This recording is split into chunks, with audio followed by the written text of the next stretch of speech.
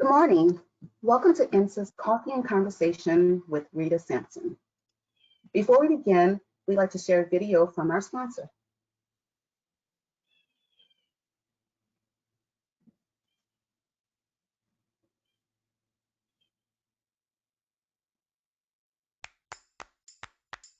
Reliable, essential, effective, awe-inspiring, experienced, innovative, a trailblazer in our industry.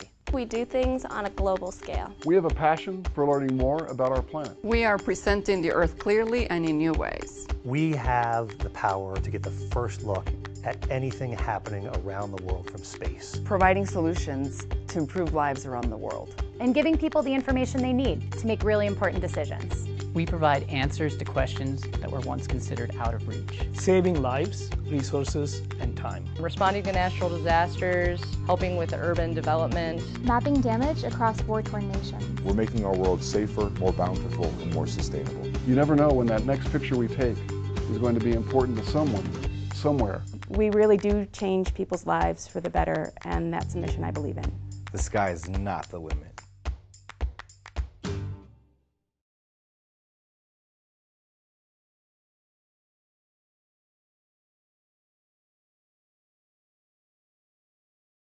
Please welcome INSA President Suzanne Wilson-Heckenberg. Good morning, and thank you for joining us for Coffee and Conversation. We are pleased to welcome one of the community's top leaders this morning. Before we begin, let me make a few housekeeping notes. First, as usual, we hope to make this conversation as interactive as possible. Please take a moment and submit your questions to the Q&A box on the right side of the screen. We have over 350 attendees registered this morning, and we'll do our best to get to all your questions. We really enjoy when we see where you're from and your name in the question box, but it's not required.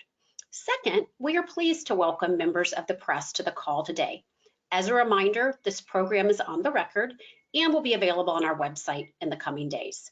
And finally, I would like to thank our sponsor, Maxar, for their critical support of this program. We could not deliver this type of content without the support of our sponsors. Now, it is my pleasure to introduce Lynn Chassagne, Senior Director of Brand Strategy for Maxar. Lynn, over to you. Thanks, Suzanne. And I'd like to thank INSA for hosting this program. Maxar is a longstanding supporter of INSA. And we know that a truly diverse workforce depends upon a full range of experiences and backgrounds.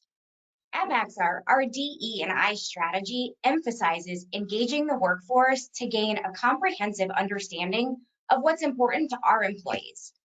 The phrase "you matter" is one of Maxar's core values, and we strive to ensure that all individuals can reach their full potential.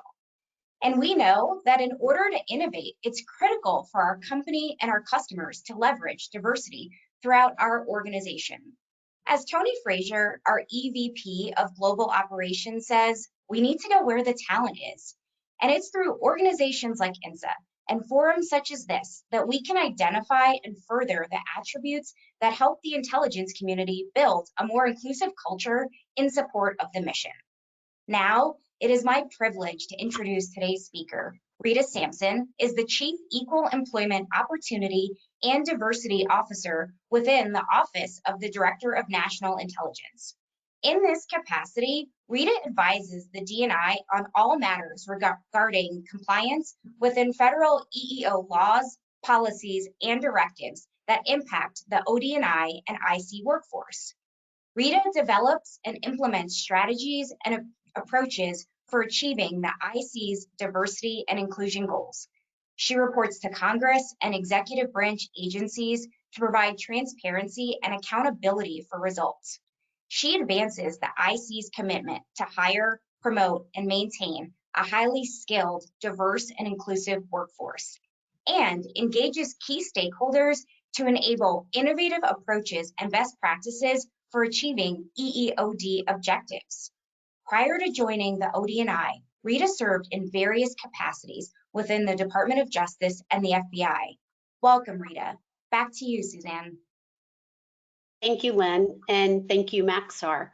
One of the perks of my job and getting to occasionally moderate these conversations is I have an opportunity to get to know our speakers a little bit during the dry runs in advance of the Tuesday Coffee and Conversations and Wednesday Wisdoms. And so Rita and I had a chance to talk a little bit about maybe not what a conventional direct path to the IC looks like. And so Rita, could you share with us a little bit about your journey to the current role you're in?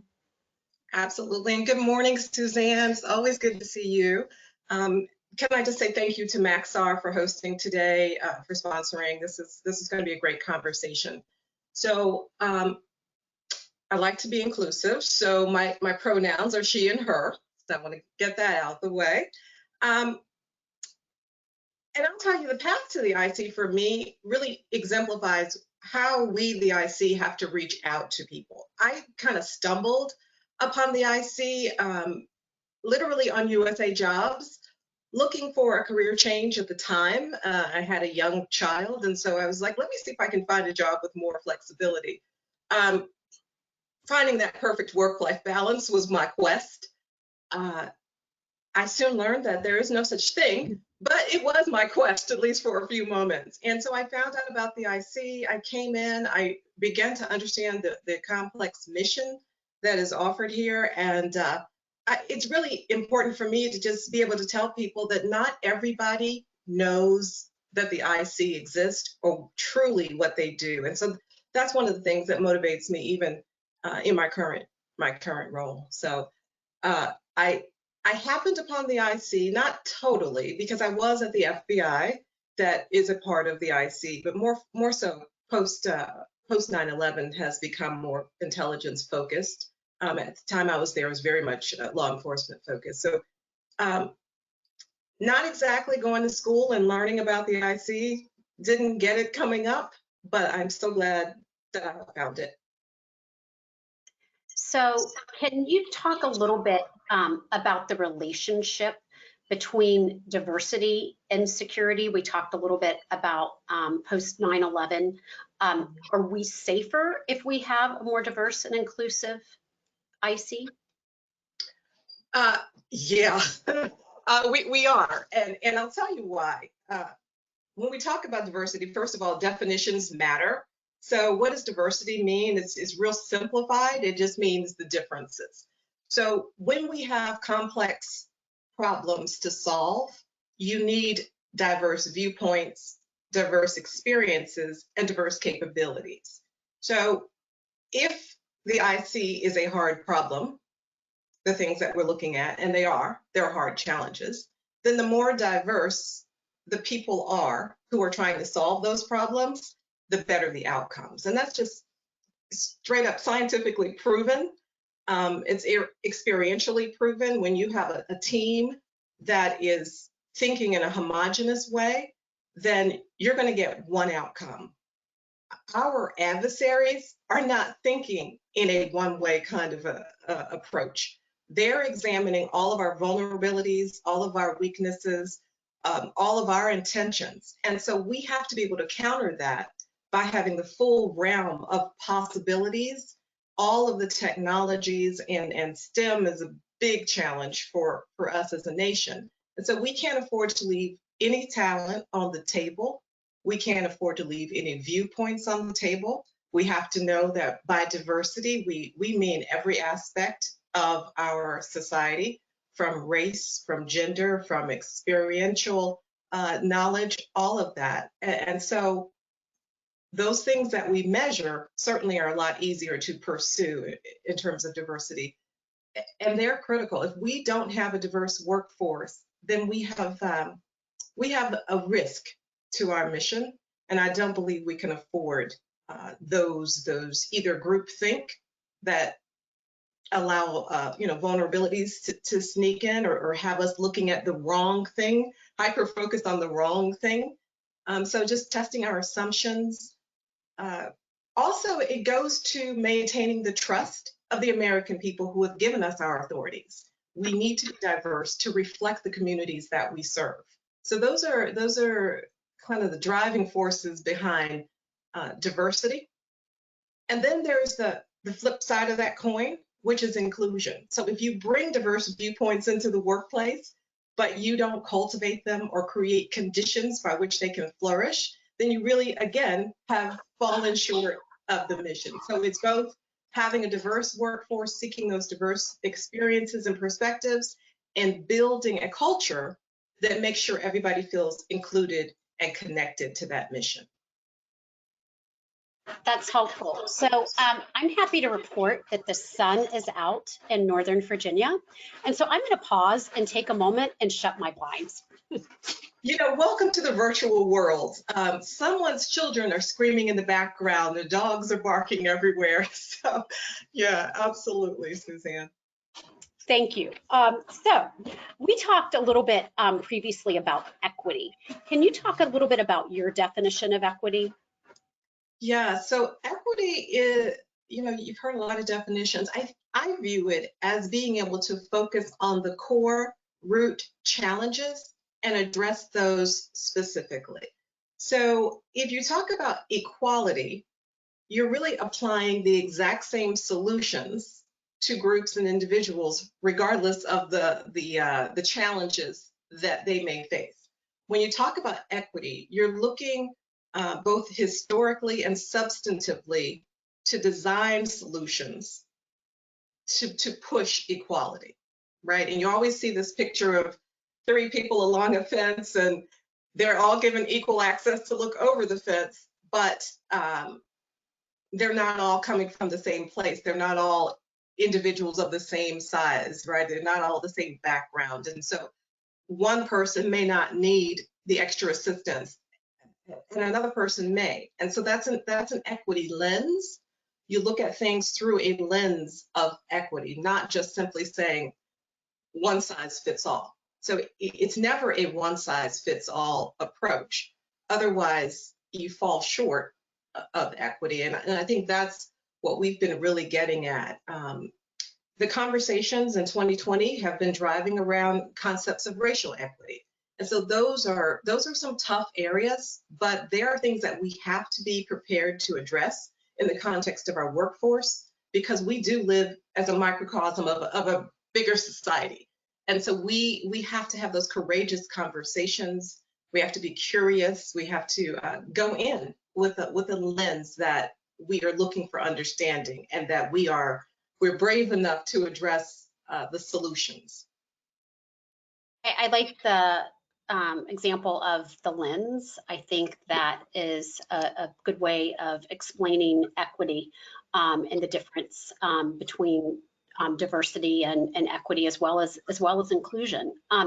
So are there any initiatives that you have taken on in your role of Chief of Equal Employment Opportunity and Diversity that you want to highlight? And also, have you encountered any obstacles or challenges along the way with those? So whenever you do something different, people want to know, what is that? Why are you doing that? Why can't we just maintain the status quo? And I think the answer to that is the status quo is the status quo. It will not produce change. And so we have definitely been focused on moving initiatives for the community. I have the honor of chairing the Interagency Council. So there are 17, now 18 Chief Diversity EEO officers that gather around the table, and we look at the community from the perspective of what are our cross-cutting challenges when it comes to diversity and inclusion. What we know is the IC is not as diverse as the rest of the federal government. It is not a mirror image of the US population in general. There are fewer minorities in the IC who are in senior roles. There appears to be a sort of dropping off above the GS-13. Women are 50% of the US population, but they have not reached 39% of the IC's population. And so we look at all of these data points, and we see that we have a challenge. Persons with disabilities also. We have a goal of trying to make sure that we at least reach parity with the US workforce, that we're able to provide accommodations. So we as a council sit around, and I don't want to say sit around like we're really working, but we really focus on these areas. And this past year, we came out with a joint strategy to really focus on 4 particular areas. I can talk about them in particular. But one of the key findings in that strategy is that we have to do things as a cohesive unit, right? So identify the cross-cutting things and work it together because we have some of the same challenges. I can tell you agency after agency has had studies. We don't need any more studies to get to what our problems are, because study after study has shown that there's no singular root cause, right? So we can't just put a Band-Aid on one thing. It is culture, it is practices, it's policies, it's education, it's understanding, it's all of those things. It's mentoring, it's sponsorship, it's how we recruit. So addressing all of those things, doing more targeted recruiting where we know talent exists. Partnering with historically Black colleges and universities has been a big push for us. We're very active on the White House Initiative for HBCUs. We are now a member of a consortium of HBC, historically Black colleges and universities, deans of the schools of engineering. And so we have a partnership with them to say, we know that you are only 3% of all universities, but we also know that you produce 30-something% of all engineers of color. And so we're very exacting in our partnerships. We've expanded our affinity networks for employee groups. We're up to 6 different employee resource groups: LGBT, women, Asian Americans, African American, Hispanic, and the deaf and hard of hearing networks. So we're looking at how those groups working together and with one another can advance our strategic objectives. So you talked a little bit about the 3-year joint strategy. There are 4 pillars. Mm-hmm. I wanted to mention to our virtual attendees that if you look on the right-hand corner of your screen where you submit your questions, there's a handout. And the handout is the strategy along with the 4 pillars. Would you want to share with the group, in case they don't access the document, what those 4 pillars are? You know, I always will talk about our strategy. So yes, it's there are 4 pillars, as Suzanne just mentioned. The first is people-centric leadership. So what we found when we did yet another study of the IC's workforce, this one being a little different because we looked across the entire IC, we conducted focus groups, we did a lot of research, and we published something called the Workforce Concerns Report. That's also on our website, really trying to advance transparency. And what we found is that the experience of people within the workforce was such that we know that we have to focus on leadership skills and communication skills and giving people the tools to learn how to connect people with one another. So goal 1 is to promote people-centric leadership. Goal 2, we have to make sure we're adhering to the laws around EEO and diversity. So it's strengthen our compliance with the laws. That's goal 3. Goal 3, I'm sorry, that was goal 2. Goal 3 is enhance our partnerships to access diverse talent. And I think when I look at partnerships with INSA, you all do a tremendous job with networking events and really helping people with development and to be exposed to the broader mission. The Advancing Minorities' Interest in Engineering is a key partnership for us. We also have a partnership with the American Indian Science and Engineering Society. These are some of our STEM partnerships. And so we know that to get access to diverse talent, you can't just put a banner or drop an ad online. You actually have to go where that talent exists and to build relationships. So goal 3 is about those partnerships and those relationships. And then the 4th goal is about not people-centric leadership. That was goal 1. Goal 4 is investing in workforce readiness. So it's great when we have our workforce, but we have to ask ourselves the question, are we investing in our workforce so that people have the skills to retool, to maintain a continual learning environment, to be competitive for advancement? And so that's our goal under that, is to really make sure our investments are in the right place. to advance those people within our workforce and keep them there should they seek to do so in a very satisfying career. So you mentioned, you talked a little bit about HBCUs, and you and I participated in a dry run yesterday for an event we're hosting on Friday on diversity and national security. And you mentioned Panhellenic, I believe. Can you talk a little bit about, I know we have students on as well as graduation will be around the corner in May and June, how you all are able to do outreach, particularly with HBCUs during this virtual world we're living in. I mean, there aren't a lot of campus fairs, I wouldn't think, that are in person. So how has that changed, and what have you all found to be effective? I'll start with the Panhellenic. So that is a representation of organizations that are fraternities and sororities, usually historically Black, which means not exclusive, right? And these are service organizations that also focus on scholarship. So when we appear at campuses, having a connection to those organizations, because they're influencers, and they also contain the people who have the GPAs, who are very dedicated to public service. So for myself, I'm a member of Delta Sigma Theta sorority. It's a lifetime commitment. I'll go plug, I know that. So other fraternities and sororities are very prominent in culture. So you have to not just assume that the one size fits all approach, that we have one communique that we use for all the world. You have to tailor those communications. So we have relationships with HBCUs. We'll go on campuses. We will do resume reviews. We'll show up in college campus classrooms online and appear as special guests, and really just build those relationships so that we become more connected to those individuals on those campuses.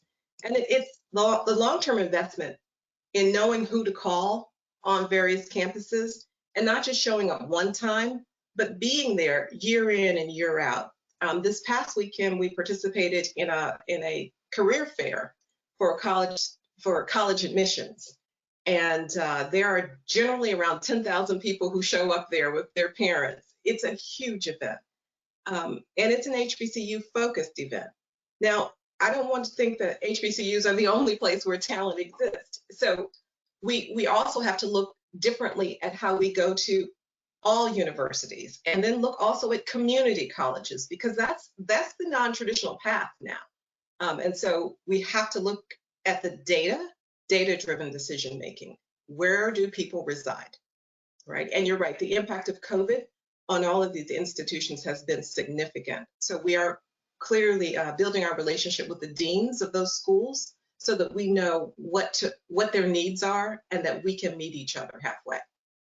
And I'd be curious as time goes by to learn how those local colleges, more the community colleges, how they're evolving, because I know some college students they're not going back to their traditional campuses because of remote learning. They're not, and I've spoken to a lot of the deans, and it's amazing how college students didn't have access to computers or internet at their home. So you're thinking, here's someone going to college, but what do you mean by sending them home? They lose connectivity to the internet. Hampton University, I was speaking to one of the IT directors there. She's wonderful administrator. And she explained to me some of the challenges where they had to first box up laptops and send those to the students. So there are certain wealth gaps that exist. And that's what we're talking about when we're talking about equity. It's not just put the syllabus out there. It's also understand that not everyone has access to the syllabus. Yeah, definitely food for thought. So I wanted to ask this question, but I see that my friend Janine Callahan is asking it. So good to hear from you, Janine. She asked, can you speak to how the personnel security process helps or hinders diversity and inclusion efforts? Yes, thank you for that question. So certainly we're looking at how personnel security affects people's desire to even become a part of the IC. There are a lot of myths, first of all, about what the security clearance process is. And so we have to dispel those myths. We've been working very closely with the NCSC, the National Security Counterintelligence Center within OD&I, helping to raise awareness about what some of the underrepresented groups are sensing around the security clearance process. So for the LGBT cohorts, they are expressing the concern that certain individuals, particular transgender individuals, have concerns in the security clearance process. And so we have to train our security clearance adjudicators, because we don't want there to be a sense that, that there's a barrier when there's not. And so we have to address the mythology of barriers. We have to let people know that these are the requirements for a security clearance. It's possible. Even I have a security clearance. So if I have one, then you can probably get one too. But I think the biggest problem is the length of time that it takes to get a security clearance. Because if you're actively looking for a job and it's going to take you somewhere between 8, 10, 12 months to get a clearance, we could lose that talent. And so that is an area that I know our security people, our human capital people are very much focused on trying to reduce those timelines for security clearances. There's also a trust factor. And so that is where when I say build trust, we absolutely have to build trust in our populations that we're trying to attract, because we're asking to enter their lives, to enter the lives of their families and their communities. I know when my security clearance process took place and they started ringing the doorbell of my neighbors, that was quite shocking for the neighbors. I will say that. I'd been through the process. I really wasn't shocked or surprised, but understanding that when we, the government, appear in certain communities, that the historical experiences of those communities may be one where trust is going to be a factor. That's helpful. I was enlightened probably within the past year or two that there were some probably misconceptions and some real conceptions about the process and how folks from different diverse populations might misconceive or perceive the process and the obstacles that would be in their way. And I do think it's part of our job, INSA's, to help demystify some of that. So Marcel Lettra at Lockheed Martin wants to know, do you see joint duty assignment programs as a useful tool supporting diversity, equity, inclusion, and how can we improve upon it? Oh, hi, Marcel. Yeah, so joint duty is really critical for career advancement, for growth, and that essentially means that an individual will spend 2 years in another IC element doing a different job or having a different experience. The key things that joint duty provides is certainly the substantive knowledge, but I'm going to say the network. And I think that too often underrepresented groups need to focus on the diversity within their networks, both from the perspective that the network itself, the broader network, needs to be more welcoming, but also we need to be encouraging people to be more proactive in building, maintaining, and nurturing a network. Joint duty provides just that, because then you're able to have in your, I guess I'll use the word Rolodex, which will age me, but that's okay. But you'll have more people to call. You'll know more about the experience of different agencies when you have joint duty. I think that there are barriers to joint duty. People may not feel like taking that extra commute works with their lifestyles, and in some cases it does not. So really being creative about how we can expand people's experience and network for joint duty, but with a more degree of flexibility. And I think that the pandemic has shown us that we can do a lot of things more flexibly. When we have our workplace summits, which we tend to have over 500 participants, et cetera, we often have resource tables. So we will when our workforce is there, we'll talk to them about the National Intelligence University and the degree granting and certifications that are offered there.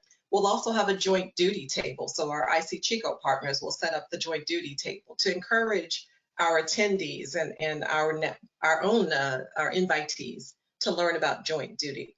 And then have people who've had joint duty experience to talk about the benefits. So it is something that we have to push more and be more creative to provide those opportunities. Well, and it's far more enriching if you are around people who are not just like you all the time, whether it's from backgrounds or agencies. Mm-hmm.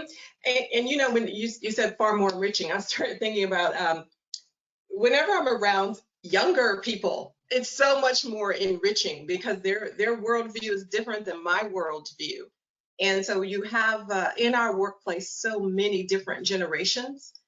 And if we are not stuck in our bubbles and trying to stay within our own generational cohort, then there is a synergy that happens that I think really is beneficial for the whole mission. And so we have to have a culture that also addresses these generational dynamics and creates welcoming spaces for everyone. Well said.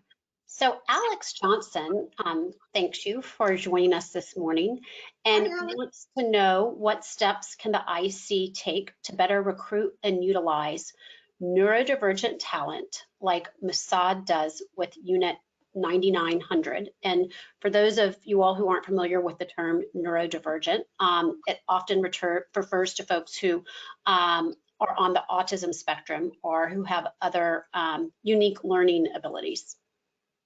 So yes, thank you for that. I'm going to have to point to my friends over there at NGA, just doing a great job of piloting just that neurodiverse workforce focus, because everybody brings a certain set of skills that can match very well with the mission priorities. And I think that NGA is doing a pilot right now where they're focused on neurodiversity. And it really does, it's a very powerful declaration that you look for the skills that people bring and you create the conditions where they can apply those to the mission, and you have a win-win. And so I think, first of all, we have to educate the workforce about neurodiversity, the broader workforce, because when people are different, then there are risks that those differences will not be welcomed. So we have to mitigate those risks and those risks of not understanding differences. And I think this is a very promising area. And it speaks to diversity and inclusion in and of itself. You see the differences. How do you include them in the core mission? Because a lot of times they're already present. And I echo your sentiment about NGA's program. They're really forging ahead, I believe, with 4 to 6 young people in their program. So Toby Davis wants to know, are you finding executives in the IC are more open to taking steps to increasing diversity now? Are they open to empathy exercises? And thank you for your work, says Toby. Oh, thank you, Toby. Yeah, so I'm finding that the executives are super excited about diversity and inclusion. It might be because we keep telling them, you need to be super excited about diversity and inclusion, but I don't think so. I think it's intuitive to them that diversity and inclusion yield better outcomes. And if you're an executive, you're looking for outcomes. So I believe that you see a very natural tendency towards saying, given my limited resources, how can I still produce not just my baseline objectives, but how can I innovate? How can I actually achieve even more than what we thought? And the diversity and inclusion are the answers to that. We have a great commitment from the deputies of the IC. They are fully engaged in a campaign that we have around inclusive behaviors. And empathy is a core part of that. We have a new campaign. It's called the Small Steps to Inclusion. And what it is, it builds upon our workforce concern study. It answers the question, how can you build a more inclusive culture?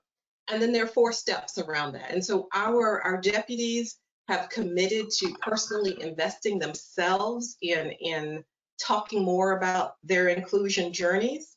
4 steps very quickly are fundamental awareness of where your biases are, because each individual possesses them. So taking steps to understand your own biases, understand your own experiences in life.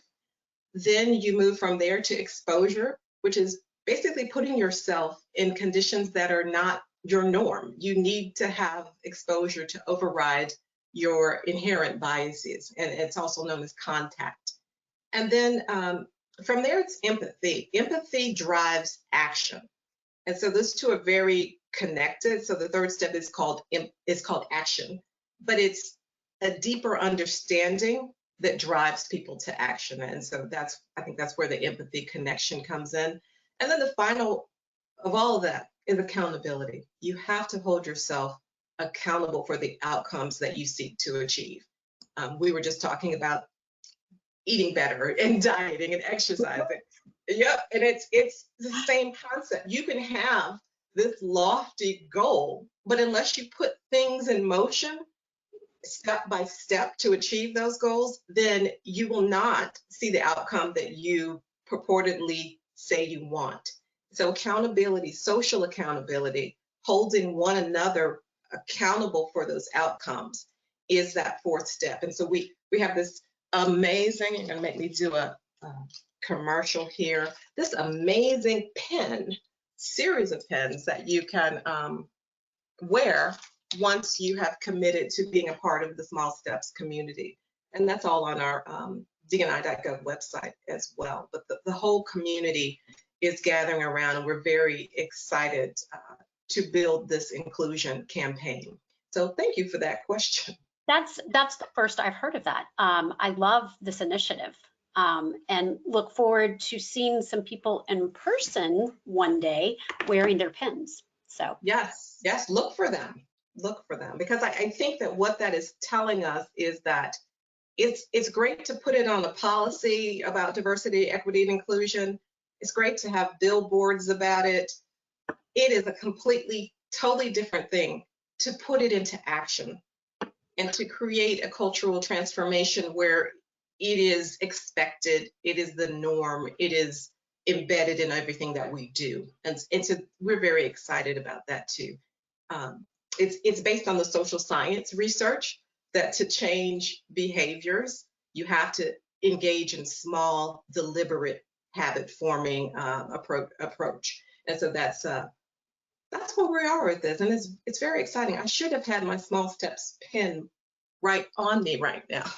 Well, we'll see you again on Friday. I will hold you accountable to wear it. How about that? Thank you. I like how you did that. Yeah. So we've got about 5 more minutes of questions, and I've got several to go through. Vita from NGA wants to let you know that it's great to see you virtually, first of all, but wants to know what is the community's opinion on engaging with diverse individuals interested in STEM roles as early as high school, middle, or even elementary school. I swear I did not plant that question through Vita. But it's about to excite me and energize me. So yeah, so what we know is that we, the community, have to focus on the K-12 pathway. We cannot wait until we get to the junior year of people in college and say, wow, there's very limited diversity of STEM talent out there, unless we prepare students, help the education system, help parents, give exposure all along that K-12 continuum. CIA has great new legislative authority to work in that space. We have some partners that are helping us to work with Gen Cyber, which is an NSA program, Generation Cyber. It is extremely promising practice. There are grants to help teachers, grants to help students have the exposure. So K-12 all day long. That's encouraging. So Catherine Seitz in Boulder, Colorado with Maxar wants to know, how do you view and counter unconscious bias in the workplace? I'm glad, Catherine, you brought up unconscious bias. Yeah, so thank you for that as well, Catherine. Unconscious bias is it's hard to tell, and I think that's why we're really focused on it. It's hard to see it because it just exists below the surface. And that's one reason we want to invite people on this small steps journey, because we really have to assess what biases you have and understand that we all have them. Every last one of us is based on our experiences in life. It's based on our identities. And so it's a complex puzzle. But first of all, you just have to understand that you cannot say, I'm not biased. You cannot say things like, I don't see color. You have to have an individual courage to understand that you have biases, but it's going to be okay if you work through them. Well said. So let's see. Takesha Ingram with Quadrant and Bowie, Maryland asked, how do you appeal to women and get them involved in job-related women's groups? Oh my God, thank you for that one. So we have the Women's Intelligence Network within the IC. It is an amazing group. And I know there are other groups external to the IC that are doing great jobs with creating that community for women. Our Women's Intelligence Network, again, it's cutting across all 17/18 IC elements and doing a yeoman's effort to build the network, right?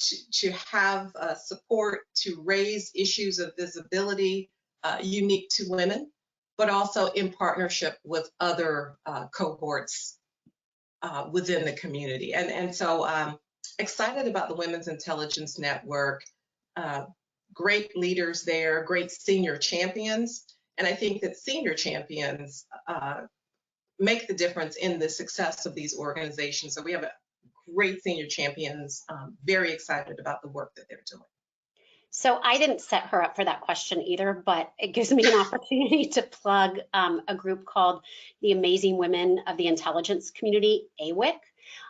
If anybody listening would like more information on AWIC, feel free to pull my email address off of our website, and I'm happy to put you all in charge with the folks who head up this wonderful group that provides not only programming, but have done a great job with their virtual networking opportunities.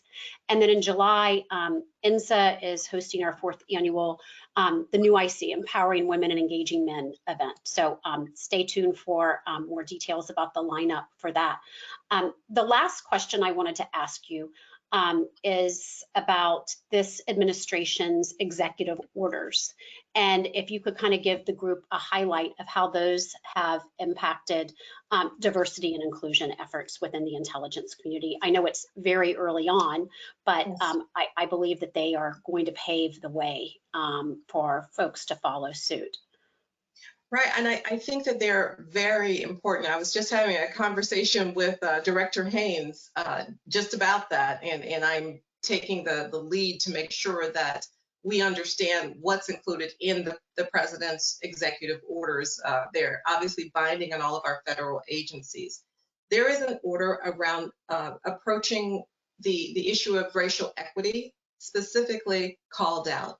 And I think we all know that 2020 illuminated many challenges in our society. Our agencies are microcosms of those societies. And so we have an obligation to make sure that the practices that we have in place, the programs, our interface with the public is done through, again, that equity lens. So there's an executive order that asks us to do that, to examine our own programs and practices to make sure that equity is built in. We also have an executive order on sexual orientation and gender identity protections. Number of Supreme Court cases have come through recently affirming that Title VII protects persons who are LGBTQ. And so we're looking to strengthen the protections for people within our community, all people. there is an executive order to combat xenophobia. The Asian American community is facing targeting in a way that is very disturbing. And so we need to make sure that we are positioning ourselves to give voice to that, to combat these threats, because these threats to individuals are a threat to our democracy. And so this is a very pressing time to be in the diversity and inclusion space. It is going to be done through our data-driven decision-making, through our understanding of social science, through a very deliberate lens, and make sure that we're actually achieving these goals. So it is actually probably the most exciting time we've seen in a while on diversity and inclusion. And it footstops that this is just not something that's nice to do or wishy-washy or, you know, warm fuzzies. It really is critical to our mission, and it's critical to the stability of our country. And if that's not a national security imperative, I don't know what is. So, yeah. Well, I think that is a great note to conclude our program on. I am excited about the coming year and following years, and the good work that you and your colleagues who are focused on diversity and inclusion will be able to do. And if anybody has questions they want to ask, I would encourage you all to tune in on Friday for our diversity and national security conversation at 2 o'clock. The event is gratis, and Rita will be there again. So if we didn't get to your questions today, please consider registering for that event. And Rita, I can't thank you enough for everything you've done to support our efforts here at INSA and for joining us this morning. Thank you for having me. It's always a pleasure. And plug for INSA, people need to get involved. So if you're not involved, get involved. I've really found it a great, enriching network to be a part of. So thank you. Well, thank you. I just have a couple of closing remarks, but really do appreciate your candid insights this morning. Once again, a shout out to Maxar and Len for supporting this program. Looking ahead, INSA has a foundation, the Intelligence and National Security Foundation. We will launch the first of a 3-part series of videocasts this afternoon at 2 o'clock, focused on remote work trends, featuring NSA Executive Director Harry Coker and Advantis Federal CEO Andy Maynor. And then tomorrow afternoon, Bill Lietzau, the Director of the Defense Counterintelligence and Security Agency, will join us for our Wednesday Wisdom at 4:30. March 9th, we will kick off our 8A and the IC Big Opportunities for Small Businesses programs with a panel. And then on March 16th, the Coast Guard Assistant Commandant for Intelligence, Rear Admiral Andrew Sugimoto, will join us for a coffee and conversation. I would ask everybody just to take a moment to complete our survey when the program ends today, and really appreciate you all joining us this morning for this conversation. Have a great Tuesday.